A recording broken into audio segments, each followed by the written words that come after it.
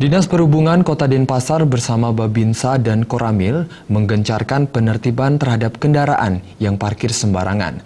Penertiban ini dilakukan untuk memberikan efek jera terhadap pelanggar sekaligus mengoptimalkan fungsi trotoar.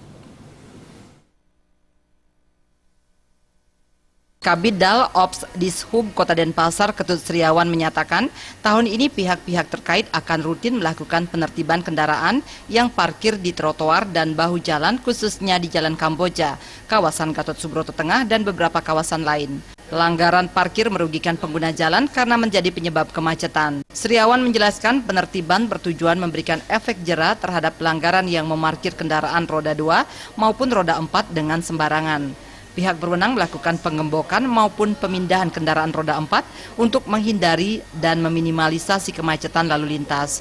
Penertiban parkir kendaraan di trotoar dilakukan untuk mengoptimalkan fungsi trotoar sebagai tempat bagi pejalan kaki.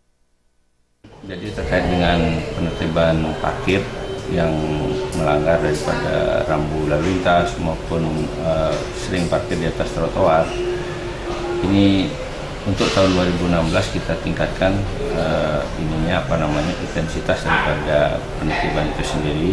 Ini kita lakukan untuk menciptakan wajah kota untuk tertib dan mewujudkan Denpasar Kota Rumahku.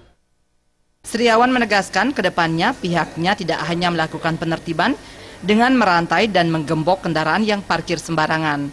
Upaya-upaya lain yang dilakukan untuk mengatasi pelanggaran parkir diantaranya adalah memberikan pemahaman kepada siswa di sekolah-sekolah mengenai keselamatan dan pengurangan penggunaan kendaraan.